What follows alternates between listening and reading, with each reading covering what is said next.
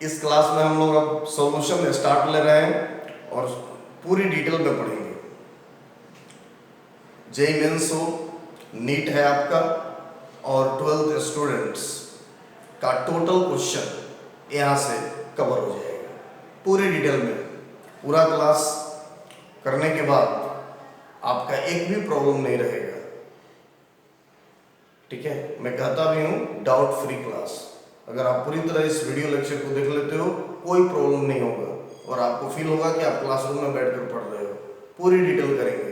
और 12th student घबराना मत, तुम लोग हमारे फोकस में हमेशा ही रहते हो। तो जेईई मेंस, नीट, 12th सभी क्वेश्चंस हम लोग यहाँ से फुल डिटेल में कवर करेंगे। कोई डाउट नहीं होगा, आपको डाउट फ्री होगा पूरी तरह से। छोटी छोटी प्रॉब्लम्स को भी हम यहाँ सॉल्व करेंगे, छोटा छोटा कंसेप्ट से लेकर और बड़ा कंसेप्ट तक इसमें हम लोग सीखेंगे। तो आइए स्टार्ट करें सॉल्यूशन। लिखो पहले, शुरू करो। Solution solution is the homogeneous mixture of two or more than two non reacting components or substances. फिर से एक बार सुन लो।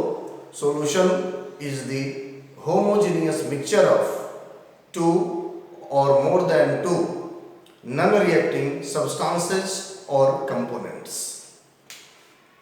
तो देखो यहाँ पे मैं लिख देता हूं एक बार इस डेफिनेशन को।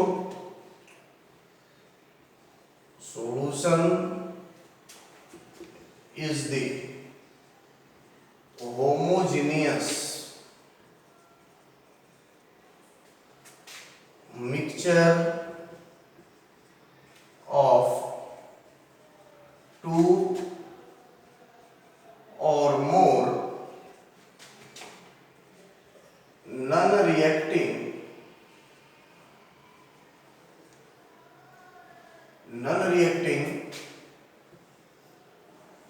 components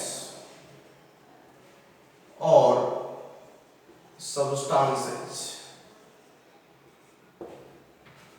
यानी सॉल्यूशन दो या दो से ज्यादा नॉन रिएक्टिंग, जो आपस में रिएक्ट नहीं करे, क्योंकि रिएक्ट करने के बाद नया कंपाउंड बन जाता है, तब वो सॉल्यूशन नहीं कहलाएगा, ठीक है।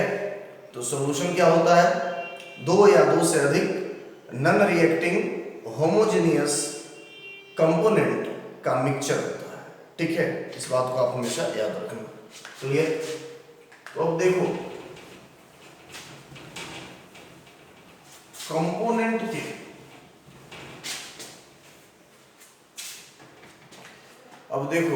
कंपोनेंट के अकॉर्डिंगली सॉल्यूशन कई प्रकार के होते हैं।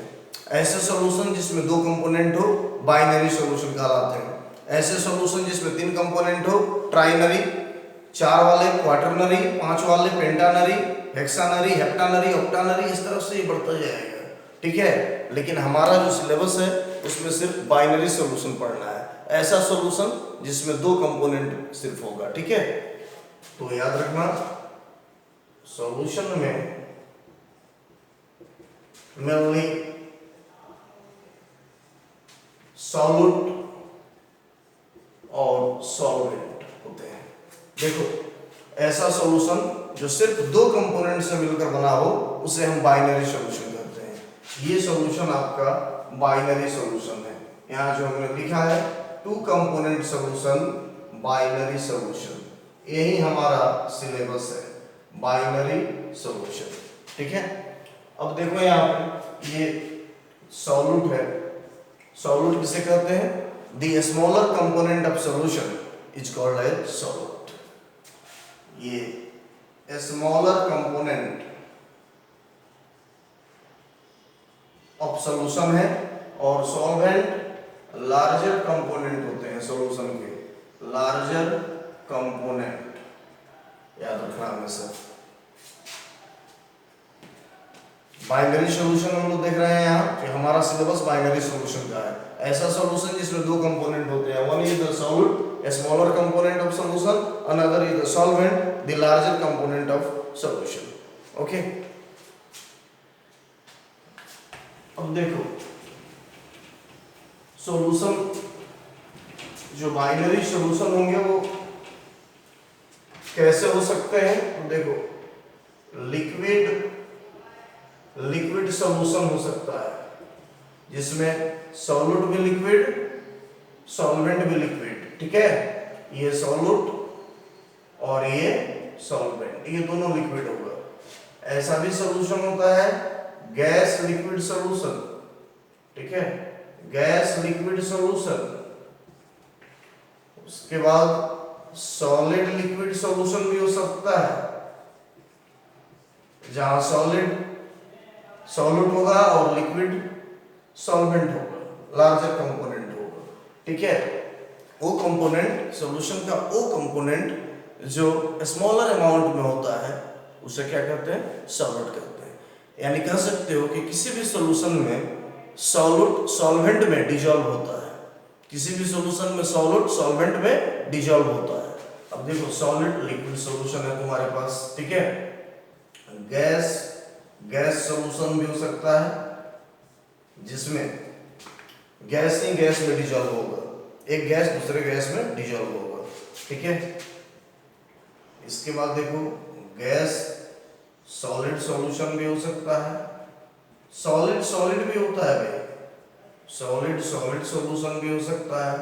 इस तरह से हम देखते हैं कि ये सभी बाइनरी सॉल्यूशन के एग्जांपल्स हैं, ठीक है, जिसमें ये कंपोनेंट जो लेफ्ट साइड में लिखा गया है सॉल्यूट है और राइट साइड में क्या है? सॉल्वेंट है। तो नेक्स्ट देखो,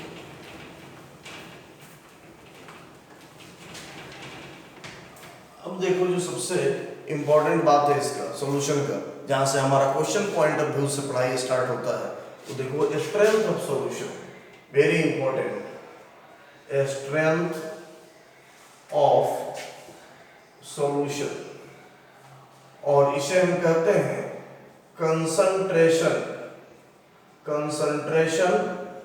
ऑफ सॉल्यूशन। देखो, स्ट्रेंथ ऑफ सॉल्यूशन और concentration of solution is the language of solution. अगर ये सेक्शन आप समझ गए तो पूरा सॉल्यूशन आसान, और आगे की भी फिजिकल केमिस्ट्री बहुत आसान हो जाएगी, क्योंकि ये हर जगह हर चैप्टर में आपको काम आएगा, ठीक है। तो स्टार्ट करते हैं स्ट्रेंथ ऑफ सॉल्यूशन और कंसंट्रेशन ऑफ सॉल्यूशन, ठीक है, क्लियर। अब स्ट्रेंथ और कंसंट्रेशन क्या है, आप सिंपल लैंग्वेज में ऐसे समझो कि हमारे सॉल्यूशन का, हमारा सॉल्यूशन यानी बाइनरी सॉल्यूशन, बाइनरी सॉल्यूशन के दो कंपोनेंट होते हैं, one is the solute, another is the solvent. तो आप ऐसे समझो कि कंसंट्रेशन ऑफ सॉल्यूशन या स्ट्रेंथ ऑफ सॉल्यूशन सॉल्यूट और सॉल्यूशन का रेशियो होता है, quantity of solute to the quantity of solution. याद रखना इस बात को, ठीक है। तो मैं यहां लिख दे रहा हूं strength of solution, strength of solution, SOLN for solution, ठीक है, और concentration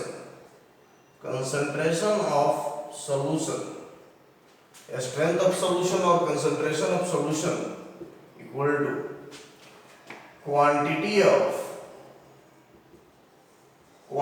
of solute by quantity of solution. यानी आप कह सकते हो द कंसंट्रेशन ऑफ सॉल्यूशन और strength of solution is the ratio of quantity of solute to the quantity of solution. जैसे मान लो एक सॉल्यूशन है, ठीक है, यानी जब पानी में हम लोग शुगर मिलाते हैं, पानी में जब हम लोग चीनी डालते हैं और शरबत बनाते हैं उसका, तो चीनी यहाँ पे क्या होता है? सॉल्यूट होता है, और पानी तुम्हारा क्या है? ये सॉल्वेंट है, ये पानी है जो सॉल्वेंट है, ठीक है, और बीच बीच में यहाँ ये ग्रेन्यूल्स हैं आपके शुगर के, ये ग्रेन्यूल्स हैं शुगर के, जो क्या है आपके पास? ये सॉल्यूट है, ठीक है।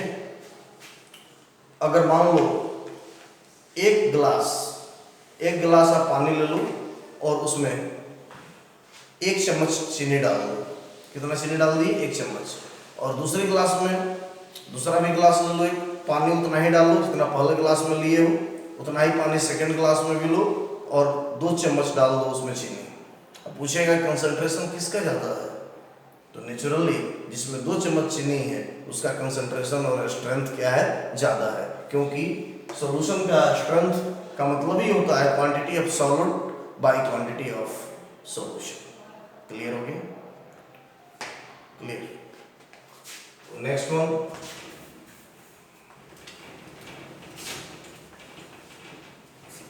स्ट्रेंथ ऑफ सॉल्यूशन को आप कैसे लिख सकते हो? देखो, स्ट्रेंथ ऑफ सॉल्यूशन को निकालने के कई तरीके होते हैं, ठीक है। यानी अब हम पढ़ेंगे types of strength of solution. किसी भी सॉल्यूशन के स्ट्रेंथ को रिप्रेजेंट करने के बहुत सारे तरीके होते हैं, उसे हम पढ़ने जा रहे हैं, ठीक है। जो फर्स्ट मेथड इसका होता है वो है percentage strength, percentage strength of solution. Second में हम लोग पढ़ेंगे मोल फ्रैक्शन। ये भी एक मेथड है सॉल्यूशन को रिप्रेजेंट करने का, यानी सॉल्यूशन के स्ट्रेंथ को रिप्रेजेंट करने का, ठीक है। Third one is molality, molality of solution. ये पढ़ेंगे हम लोग, स्मॉल m से डिनोट करते हो, मोल फ्रैक्शन को कैपिटल X से डिनोट करते हो। नंबर 4 मोलारिटी, सॉल्यूशन की molarity. Number 5 normality, normality of solution. Number 6 gram per litre, G पर लीटर लिखते हो इसे, ग्राम पर लीटर।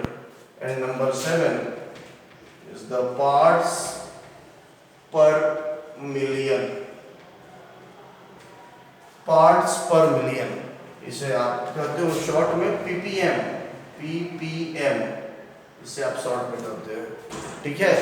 फिर से देख लो एक बार, there are 7 types of strength of solution. 7 तरीके से स्ट्रेंथ ऑफ सॉल्यूशन को हम लोग एक्सप्रेस कर सकते हैं। First one is the percentage strength of solution, second one mole fraction, third one is the molality, molality, third one, and the fourth one is the molarity, fifth one is the normality, and the sixth is gram per litre, and seventh parts per million, ठीक है। तो ये अगर 7 types of strength of solution हम लोग पढ़ लेते हैं तो हम आसानी से आगे सॉल्यूशन को समझ सकेंगे। Because strength of solution is the language of solution in which the solution is expressed, ठीक है, जिसमें सॉल्यूशन को हम एक्सप्रेस करते हैं। क्लियर हो गया? और इसका पहला टाइप आप स्टार्ट करो, strength of solution. First type is the percentage strength of solution. इसे हमें देखना है परसेंटेज स्ट्रेंथ ऑफ सॉल्यूशन। देखो परसेंटेज स्ट्रेंथ, परसेंटेज का क्या मतलब होता है? पर 100 कैलकुलेशन। बहुत ही क्लियर है, बहुत याद करने की तुम्हें जरूरत नहीं है, बस थोड़ा सा ध्यान से पढ़ो, बिल्कुल टेक्निकल वे में हम पढ़ा देंगे और आसानी से आप सीख जाओगे, ठीक है। तो देखो स्ट्रेंथ ऑफ सॉल्यूशन में आपका क्या है? Percentage strength of solution, percentage यानी पर 100 पर कैलकुलेशन, ठीक है। तो आप लिख सकते हो, देखो यहां इसको अगर डिफाइन करना हो तो कैसे डिफाइन करोगे? लिखो, it is defined as the amount of or quantity of solute present per 100 amount or quantity of solution। यानी percentage strength of solution is defined as the quantity or amount of solute पर 100 quantity और amount of solution. ठीक है, तो आप percentage strength लिखोगे, percentage strength of solution is equal to quantity of solute or amount of solute by quantity of solution or amount of solution into 100। बस ये simple तरीका देख लो। ठीक है, इससे हम लोग निकाल सकते हैं। अब परसेंटेज स्ट्रेंथ के कितने टाइप होते हैं? 3 टाइप होते हैं, percentage weight by wait, percentage weight by volume और परसेंटेज वॉल्यूम बाय वॉल्यूम। चलो देखो, अब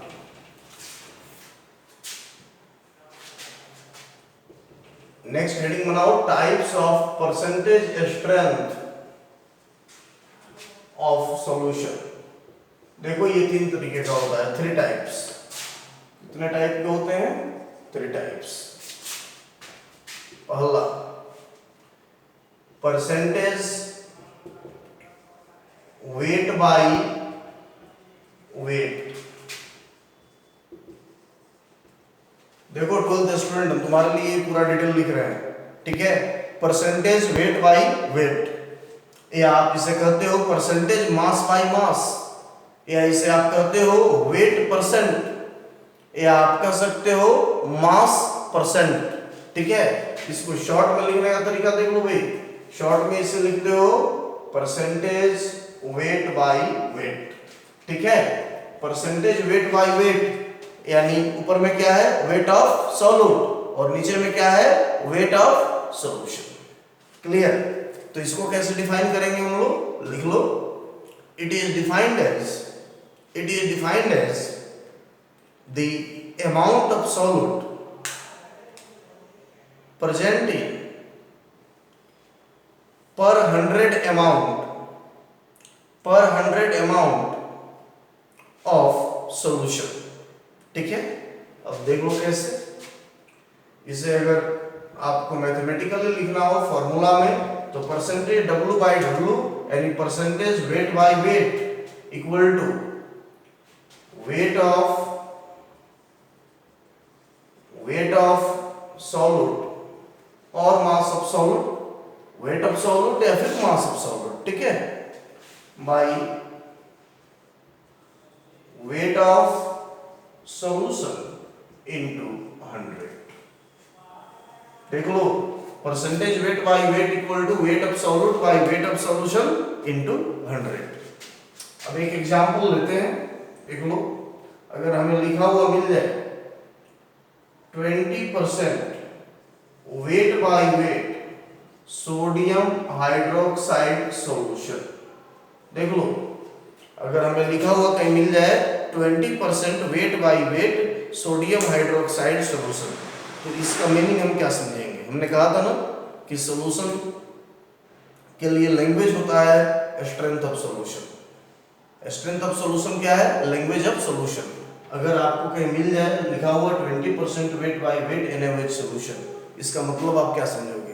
इसका मतलब आप ये समझोगे, देखो मैं लिख रहा हूं इसका answer 20% weight by wait.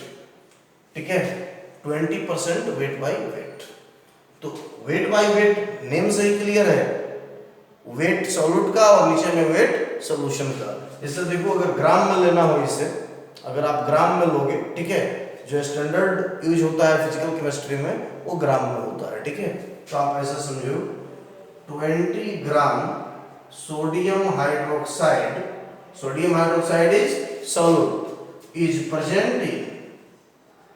present in 100 gram solution. याद रखना, जो स्टैंडर्ड यूनिट होता है यूज फिजिकल केमिस्ट्री में, ठीक है, स्ट्रेंथ ऑफ सॉल्यूशन में वो होता है ग्राम। अगर आप केजी में लेना चाहो तो वो भी ले सकते हो, ठीक है, लेकिन स्टैंडर्ड यूनिट जहाँ कुछ नहीं दिया हो तो मैं सिर्फ लिखा हुआ मिल जाए 20% weight by weight NaOH solution. हमें क्या समझना है? हमें समझना है 20 gram sodium hydroxide is present in 100 gram solution. Clear हो गया? यानी यहाँ पे अगर मास ऑफ सॉल्यूट कहा जाए, मास of solute mass of solute. देखो इससे बहुत सारे न्यूमेरिकल तुम्हारे सॉल्व होंगे आगे। ये जो मैं सिखा रहा हूँ इस कंसेप्ट से आगे बहुत सारे न्यूमेरिकल बनेंगे। मास ऑफ सॉल्यूट अगर 20% weight by weight NaOH solution दे दिया जाए और इसमें कहे मास ऑफ सॉल्यूट यानी mass of NaOH, mass of solute यानी मास ऑफ NaOH, तो हमें समझना है 20 ग्राम। ठीक है। अगर मास ऑफ सॉल्यूशन का है तो हमें समझना है 100 ग्राम। अगर मास ऑफ सॉल्वेंट कह दे, याद रखना मास ऑफ सॉल्वेंट, तो मास ऑफ सॉल्वेंट हो जाएगा mass of solution minus mass of solute. ठीक है। तो सॉल्यूशन का मास हमारे पास 100 ग्राम, सॉल्यूट का मास 20 ग्राम, ये हो जाएगा 80 ग्राम। यानी मास ऑफ सॉल्वेंट कितना हो गया 80 ग्राम। तो अगर 20% weight by weight NaOH solution कहीं लिखा हुआ हमें मिल जाए तो हम समझेंगे कि 20 gram NaOH is present in 100 gram solution. यानी 20% NaOH सॉल्यूशन का 20% weight by weight NaOH solution में अमाउंट ऑफ सॉल्यूट यानी NaOH है 20 ग्राम, मास ऑफ सॉल्यूशन है यहाँ 100 ग्राम और मास ऑफ सॉल्वेंट कितना है ये है आपके पास 80 ग्राम। क्लियर हो गया। तो in another words you can say that 20% weight by weight NaOH solution means 20 gram NaOH is present in 80 gram solvent।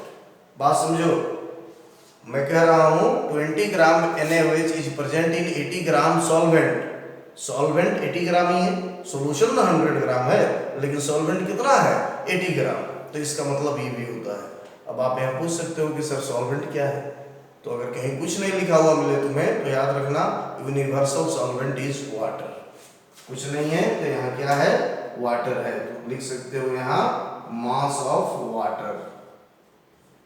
कहीं अगर कुछ नहीं लिखा हुआ मिले तो समझ जाना वो H2O है यानी वाटर है। क्लियर हो गया आपका। अब नेक्स्ट देखो,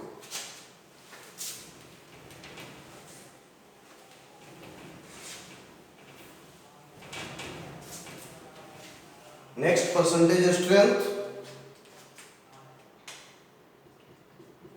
नेक्स्ट इसका परसेंटेज स्ट्रेंथ का देखो,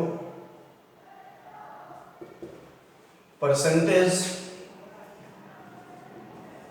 wait by volume, percentage weight by volume या इसे ही कहते हैं परसेंटेज मास बाय वॉल्यूम या इसे ही कहते हैं। ठीक है। क्या हमने लिखा परसेंटेज वेट बाय वॉल्यूम या इसको कहोगे परसेंटेज मास बाय वॉल्यूम या इसे ही अगर शॉर्ट नोटेशन में लिखना चाहो तो देखो यहाँ परसेंटेज W बाई V आप लिखते हो। क्या लिखते हो परसेंटेज W बाई V। फिर से क्लियर हो गया। W यानी वेट के लिए, V फॉर वॉल्यूम। ठीक है। तो W परसेंटेज, ठीक है, W बाई V, इसका मतलब क्या हुआ, ऊपर में कौन सा लिखाता है सॉल्यूट, नीचे में क्या लिखते हैं हम लोग सॉल्यूशन। यानी अगर इसको डिफाइन करना हो तो कैसे डिफाइन करोगे, दी मास ऑफ सॉल्यूट प्रेजेंट पर 100 ml वॉल्यूम ऑफ सॉल्यूशन। ठीक है। फिर से सीख लो, percentage weight by volume, percentage है तो 100 पे कैलकुलेशन होगा, वेट है तो वेट ऑफ सॉल्यूट, ऊपर में सॉल्यूट होता है, नीचे वॉल्यूम है वॉल्यूम ऑफ सॉल्यूशन। इसमें याद रखना एक बात, वेट ऑफ सॉल्यूट हमेशा लेना है स्टैंडर्ड फॉर्म में यानी ग्राम में, और वॉल्यूम ऑफ सॉल्यूशन हमेशा होगा ml में, यानी पर 100 ml पे ये डिफाइन होगा। ठीक है। तो लिख सकते हो आप, it is defined as the mass of solute in gram present per 100 volume of solution। देखो अगर इसे हम मैथमेटिकल फॉर्म में लिखें तो percentage weight by volume equal to mass of solute या weight of solute in gram by volume of solution in ml into 100। Percentage weight by volume, यानी mass of solute in gram by volume of solution in ml into 100। ठीक है, आप देखो यहां पे अगर हम एक एग्जांपल लें, अगर आपको लिखा हुआ मिल जाए कहीं 20% weight by volume, 20% weight by volume NaOH solution, कहीं भी लिखा हुआ किसी क्वेश्चन में आपको ऐसे मिल जाए तो आप क्या समझोगे? देखो फाउंडेशन स्टूडेंट, तुम्हारे लिए स्पेशल वीडियो मैंने बनाया है। ठीक है, नीट जेई टारगेट स्टूडेंट का काम तो आएगा ही आएगा, लेकिन इतना इन डिटेल पढ़ा रहा हूँ, एक एक लाइन बता रहा हूँ, सिर्फ 12th स्टूडेंट को ध्यान में रखते हुए कि चाहे वो एवरेज स्टूडेंट हो, चाहे अच्छे स्टूडेंट हो या काफ़ी अच्छे स्टूडेंट हो, सबके लिए ये वीडियो काम आएगी। ठीक है, अब देखो 20% weight by volume NaOH solution, इसका मतलब हम लोग क्या समझेंगे?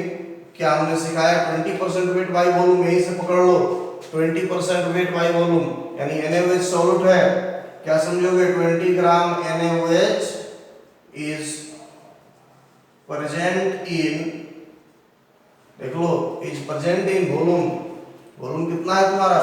100 लेना है हमेशा, 100 ml ऑफ सॉल्यूशन। ठीक है, 20 gram NaOH is present in 100 ml of solution, SOLN लिख रहे हैं, सॉल्यूशन का शॉर्ट फॉर्म। ठीक है, क्लियर हो गया?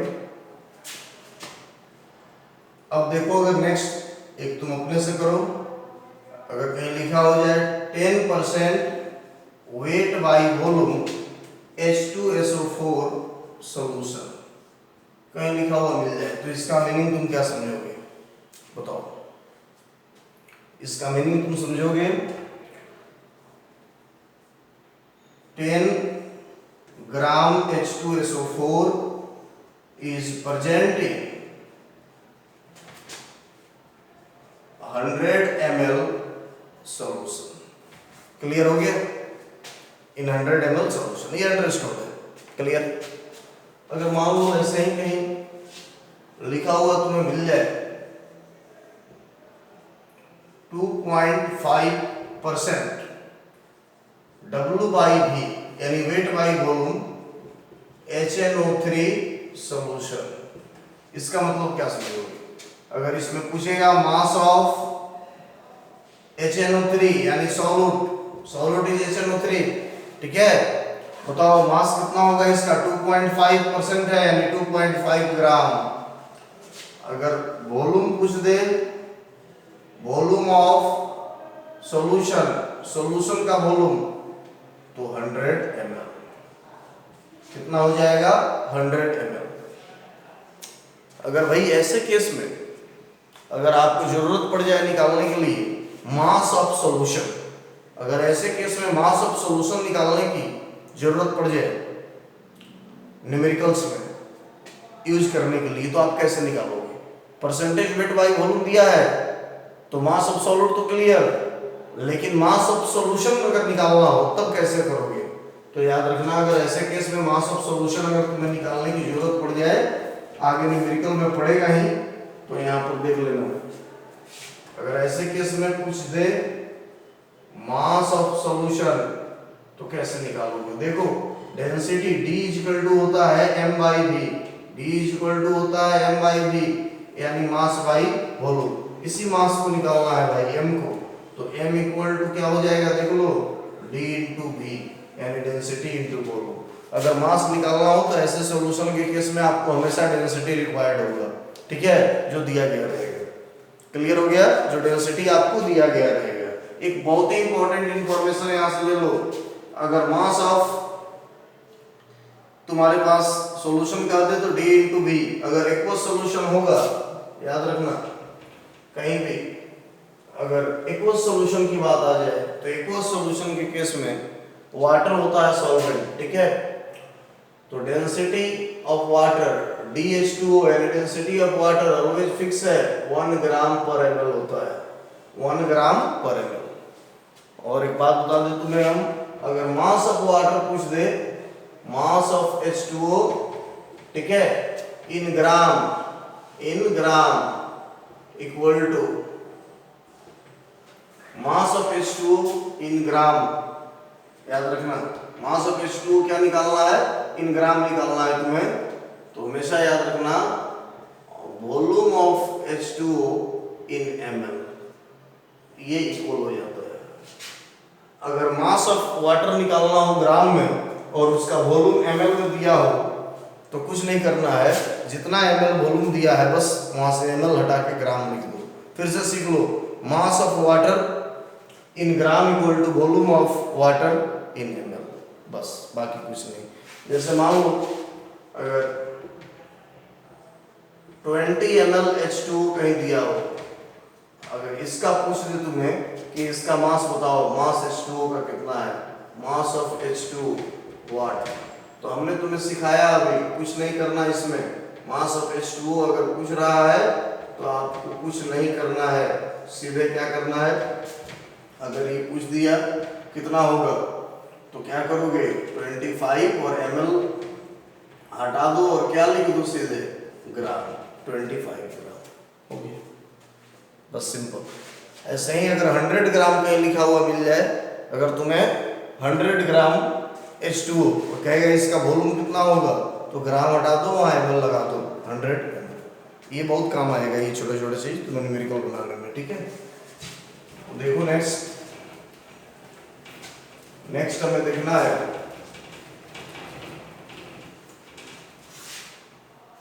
थर्ड परसेंटेज स्ट्रेंथ का, थर्ड